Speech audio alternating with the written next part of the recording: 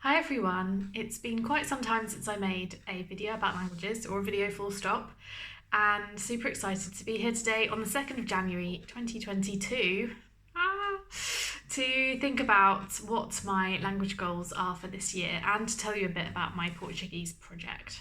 So last year, 2021, I worked on two languages mainly. One was Greek, which I'm always working on because it's the one that I really love. And I started the year doing some intensive work on it before switching to my German learning challenge.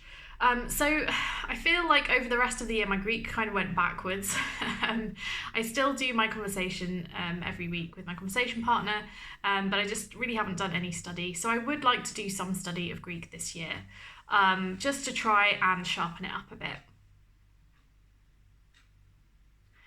When it comes to German, I'm so proud of all the progress that I made with the help of the Fluent in 3 Months challenge. But also then carrying on with it, and I have carried on most days doing some German study. I haven't finished Nico's Weg, unfortunately, but I've been continuing with that and continuing with all my vocabulary revision and all of the other bits and bobs.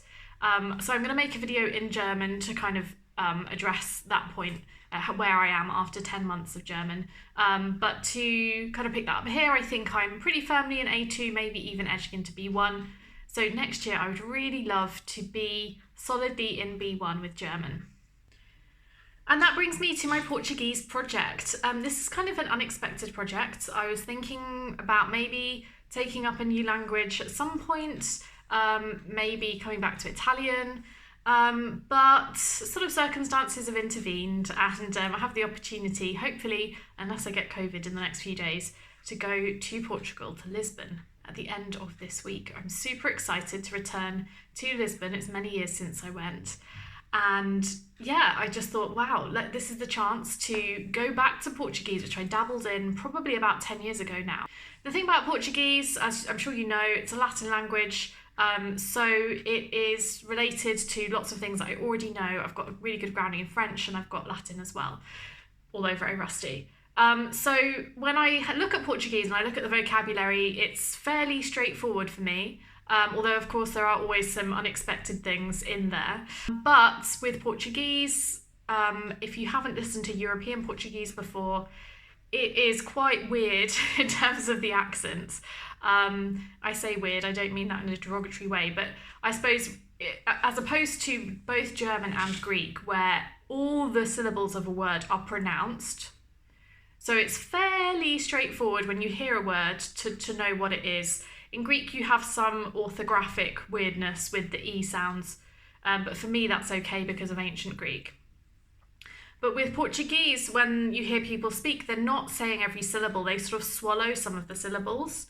And a lot of the vowel sounds, and even consonants as well, aren't quite what you would expect sometimes, and there are rules about the pronunciation changing from time to time. So I think that is the major challenge for me.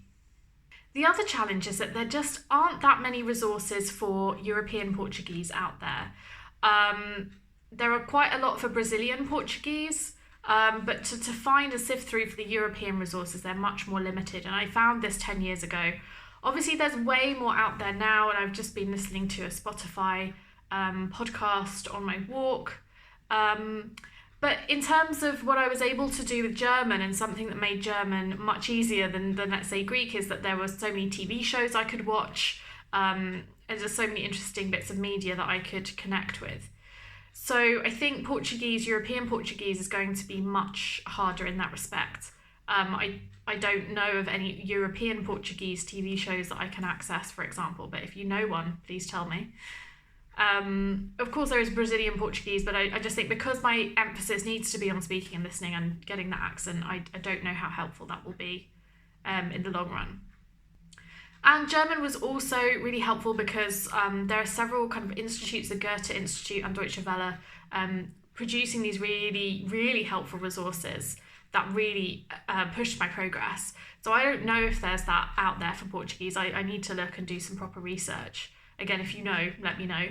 But I guess it's not sort of a prestige language in the way that German is. And I think I say prestige because I think German has this kind of connotation of like learning for business and learning for work, and I think a lot of people worldwide are motivated to learn it for that purpose.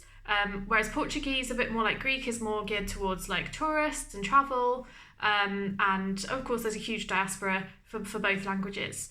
But just because of that different focus, I think maybe there are different resources out there. So I'm just seeing how much I can do in 1 week to start with. I don't know if this is going to be a long project. It may be. Let's see. And yeah, on day 0, I could pretty much, I did remember a little bit from my previous study. So, bom dia, obrigada, muito bem, tudo bem, what else? Para comer, para beber, por favor. And that was kind of it. Falo pouco de português.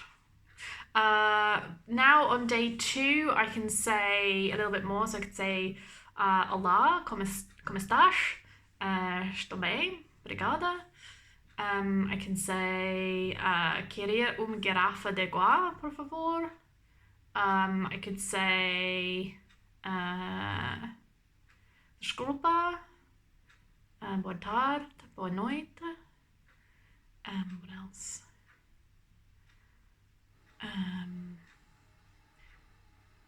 Yeah, that kind of feels like it. So not making massive progress, but let's see. Maybe in a week I will be able to order something in a restaurant. That will be my aim for the week. So let's see how I get on, and I'll report back when I've done 1 week of Portuguese. Okay. Até logo. See you later. Tschüss. Bis bald. Que Kaliaki? Kalichronia?